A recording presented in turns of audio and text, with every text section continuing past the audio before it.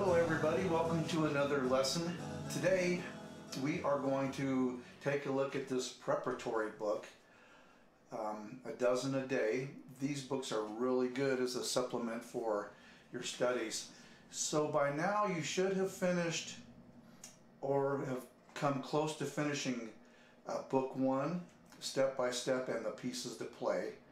And it's okay to start along with this a little bit earlier, but these are a little bit more advanced, so more towards the end of the Step by Step and Pieces to Play would be good for you to start on this. And the reason this is good to work on is because it's going to show you different scales that will help build your finger strength, and also it's going to help you visualize chords. And so one thing that I want you to start doing from now on is whenever, if you remember our previous lesson, whenever you sit down at the piano, first thing you want to do is go through your major scale, okay, with both hands.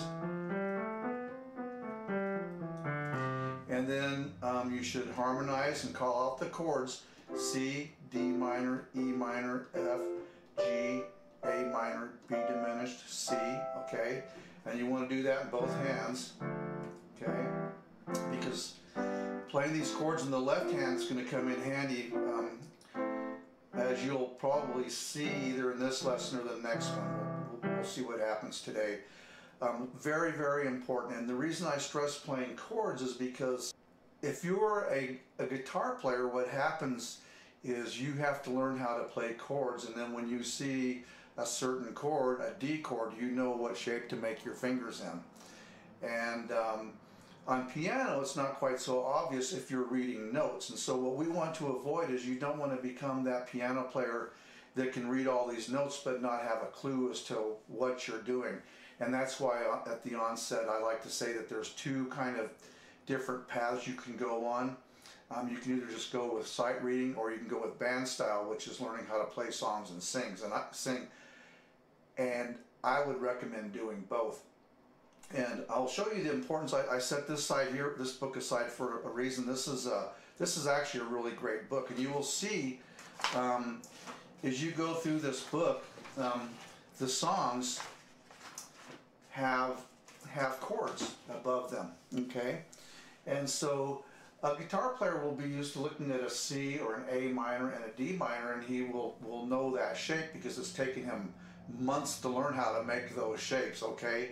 So whereas a piano player, you can learn how to play these shapes like the first day, okay, one of the advantages. But what you have to start associating is you have to associate, when you're playing your left hand, you can see that that's a C chord up there, and you're actually going to be playing a C note down here. And then you're playing an A minor note that goes with an A minor. And they may even have you like be playing like, say, well actually they do right down here. Look at this example. I'm going to point this, if I can get here. Okay, notice you're on a C chord. Look at this shape that they have. Okay, they have a G, a C, and a G, which is two notes of a C chord. Okay, and so don't worry about that right now. But what's going to happen is you're going to see those notes and recognize them as a chord. Okay, instead of having to go through and go, oh, that's a C, and then no, that's going to be an E, and that's a G. So eventually that's what's going to happen. That's why it's so wonderful as a piano player, if you know chords along with your playing. Okay, so anyways, that's why I have this book out, and this is a great book, and we'll probably do some songs out of this as we get more advanced. The other thing about piano playing is like this book is good. I just got lucky when I bought it, but you will find sometimes you'll buy a piano book and it will just be horrible. So don't let that discourage you. I've found certain artists or composers that I like to buy books from, and every now and then you'll get a book that's just really not written very well. It's not you, it's just the way it's written. And so don't lose any sleep over that. Just if you find a good composer, try to stick with that certain composer. Okay, so let's jump right into this book here with these exercises. It's called A Dozen a Day, and it's good to work through and see if you can take them. At least try to, every time you sit down and practice, do a couple of these exercises. And you can see that it's broken down into groups. So, you know, maybe today we'll just do group one. So let's go through this. So group one, again, you have to remember your scale, okay? And so what they're doing, oh, the other thing too, is just do the top line first, okay? If you're really, if you're really new at this, you'd want to just do that. You can see we're just doing 5 notes out of the scale. Okay, so let me go from the very beginning. You have C, D, E, F.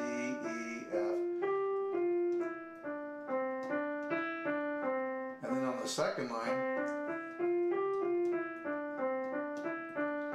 okay, so you want to get that down with your right hand, and always try to break the music down when you're first learning it.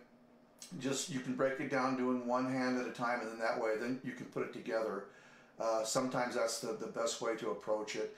And if you are going to do both hands, once you get the hang of that, start setting yourself up to where you read the same way. And I like to start at the bottom note and look up. So if you're playing this, you know, you're looking at the bottom, you're looking up. That way, if you get used to doing it that way, every time you read, you have the same sequence, okay? Instead of like one time you start at the bottom note, the next time you're looking over here at the top notes, and it's really hard that way. So just set a precedent early on that's going to be the habit that you're going to develop.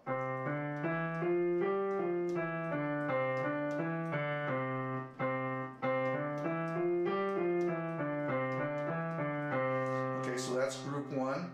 And here's a cool thing you can do with this. Like if you get pretty good with that, why not just move it up a note?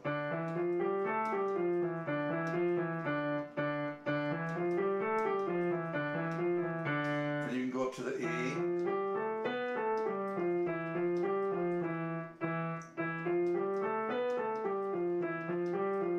Okay, that's just kind of a fun thing that you can do.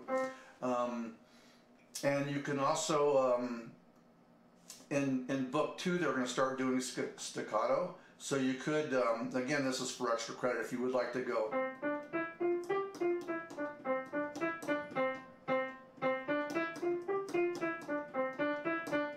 You could do that too, okay? But that's extra, don't worry too much about that at this point. You got enough to worry about, I'm sure. So, let's look at running now. So I think we've done some 8th notes in book 1. I can't remember actually. I should know, but if we haven't, the 8th notes we're just taking our quarter notes 1, 2, 3, 4, 1, 2, 3, 4, and we're just cutting them in half to where we're going to have 1 and 2 and 3 and 4 and 2 and 3 and 4 and 1 and 2 and 3 and 4. Okay, so it's really not that much different. I mean, you want to make sure you play it slow enough to be able to do it, but what's more important is the way you count it. You want to count 1 and 2 and 3 and 4 and 1 and 2 and 3 and 4 and 3 and 4. Okay, so that's your 8th notes. And you know, maybe the best way to do it is start with say your metronome, and you could go.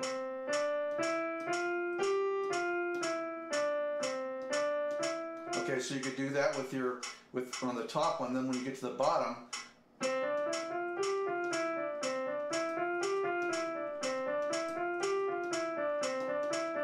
okay, so then that way you can keep in timing with it. And the metronome is very important to get used to using that. That's really the perfect way to learn songs. Is you can slow it down and play it slow, and then eventually bring it up to speed. A lot of students don't like the metronome, but you should really get used to it. If you can get a song just playing really slowly with the metronome, you would be surprised how quickly you can play it up to speed. But if you're always playing it too fast and messing up, it takes you forever. Okay, so let's look at the next one. So skipping is a fun one because you can already see the value of knowing your chords because we learned that C chord. And if you look at this, you can go, oh, well, that's just the arpeggio that we were playing. Remember we were doing that little arpeggio thing? So that's just a broken chord. And what they're doing here is they're just doing a C broken chord, and you kind of, they're not stacked on top of each other like a complete chord. If it was a block chord, it would look like over here. Let's see if I can point this, okay? See how the notes are stacked on top of each other? That's telling you to play a full chord, okay? And we'll talk about that in a minute too. But this is a broken chord. You can almost recognize that shape. So we have this.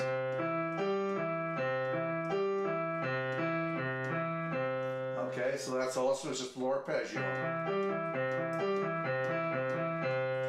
Okay, and then the next one, exercise 4, the little dots we have here, those are the staccato markings that I talked about a minute ago.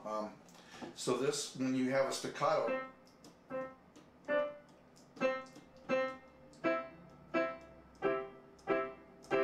and you can see again we just built a C chord, okay? So then we did just the right hand, and when you look down on the bass clef, once again you can see it's just the same thing. You're starting your C, and again this is why you want to be almost through with the book 1 program because these notes I don't think we've even covered yet. So you're getting some new notes along with this book. Okay. Well, actually, they hold that last one. So you'd have.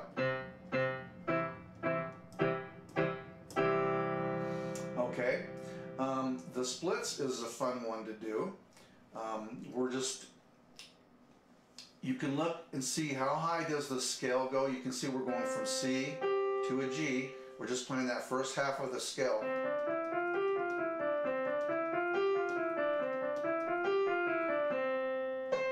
Okay, then the left hand.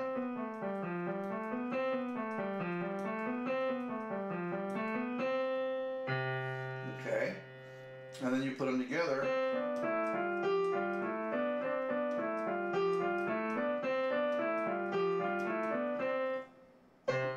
Okay, so kind of a fun one to do. It's kind of strange hitting that same note with your thumb. Okay, so let's look at deep breathing. Again, you're really getting used to seeing what that C chord looks like on the staff. Again, you can see how it goes. Line, line, line, okay? And we're in 3/4, so you want to get that 1, 2, 3, 1, 2, 3, 1, 2, 3, 1, 2, 3, 1, 2, 3, 2, 3, 1, 2, 3, 1, 2, 3. Now this is, I'm going to go back to this chord we talked about when we were talking about recognizing chord shapes. You can see that when these notes are stacked symmetrically on top of each other like a snowman, okay, you got line, line, line, that's always going to be where you're going to have a white space in between, okay? Now look at over here at this C. This is on bass clef. Again, look how it looks just like a snowman. 3 little dots right on top of each other, perfectly spaced, okay? That's going to be your C on bass clef. So you want to get used to when you see that shape, you're going to know it's going to be a C, and say if it was happened to be an F, you're going to still see that relationship, okay, where you're going to have the dots stacked on top of each other like that. And you will see that as we come along, or as we move along to more chords. Okay, so cartwheels is a little bit different. They're showing when you see this little dashed line, your left hand is going up over the top. So we have our little C arpeggio. And then, okay, and I played this C with my left hand. Let me do that again.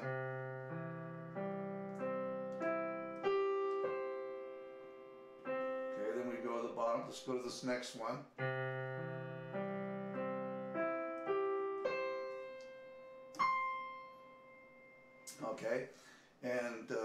you can see that they went really high up on the treble clef. Okay, so we haven't even worked even close to that high in book 1. Okay, same with this C here. So you just have to, for now, just remember that that's you have this C here. Here's the C above middle C, and then you've got another octave above that C. Okay, so.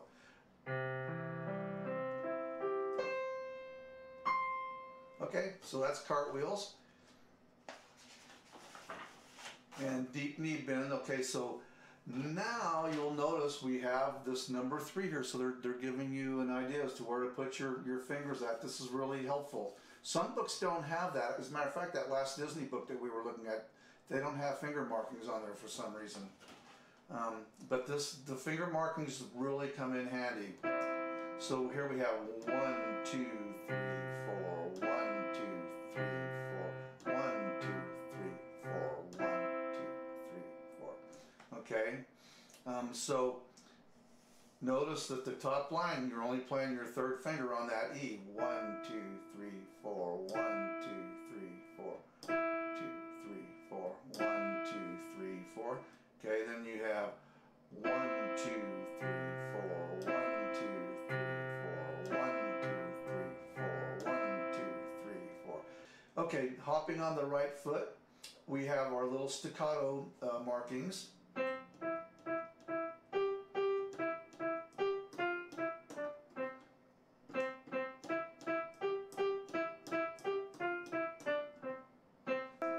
See how they simply play just the C chord. Okay, everything you're doing is all about C right now.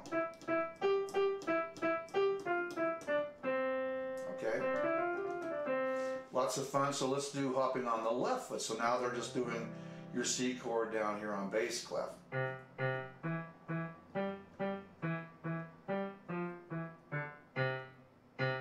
Okay, and let's see, let's go on to 11. This one is a little bit more difficult. What they're doing is they're just going up the scale, and they're doing this crossover. I don't know if I showed you that in the other lesson, but what you're doing here is you're going up to your third finger, then your thumb goes under. Okay. And don't think you have to like have this stuck here. I mean, you're actually moving up. Okay. Like some people will go, you know, and do this. Sometimes I do that to exaggerate it, but you're really, you know, you're moving up. Okay, and then with your left hand.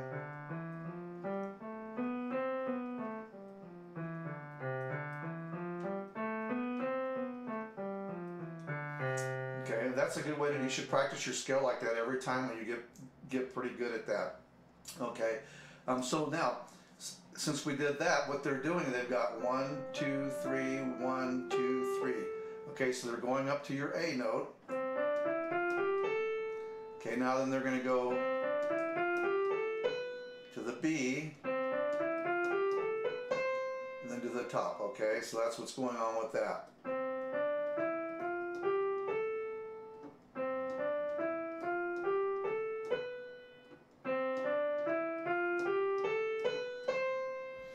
Okay, and we'll work on these notes probably when we get into book 2. We'll talk more about these notes. Like right now, just kind of remember these shapes that we're doing. Don't question it too much. Just do the notes, and we'll pull all that together as we get going. I just don't want to give you too much information, so and just end up making it more confusing at this point in time, I would think. But we'll see what happens here. So. Now on 12, look at, we're already done with the first group. Okay, so now I'm going to do the right hand first. Okay, so you have a half note, 1, 2, 3, 4, 1, 2, 3, 4. Again, see, we just did a C chord. 1, 2, 3, 4. 1, 2, 3, 4. 1, 2, 3, 4. 1, 2, 3, 4. 1, 2, 3, 4. 1, 2, 3, 4. Okay, now let's do the left hand. 1, 2, 3, 4. 1, 2, 3, 4. 1, 2, 3, 4. 1, 2,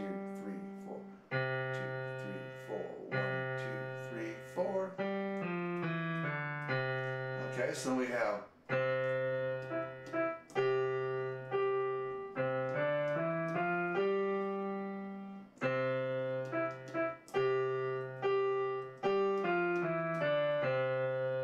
okay. So that's group one. I would work on that, and let's see where we're at time-wise.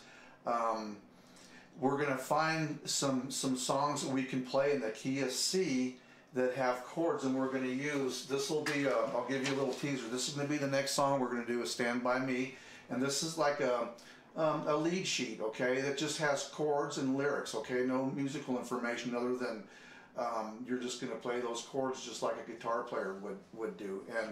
And again, once you learn how to play like this and then mix it in combination with your note reading, you will find you will excel at your piano playing exponentially faster than you would if you just did just note reading. Okay, folks, well anyways, thank you so much. Please subscribe to my channel, and please feel free to leave any comments or any suggestions or anything that maybe you would like to learn, and I would be glad to help you out. So have a wonderful day, and we will see you in the next video. Okay, bye-bye.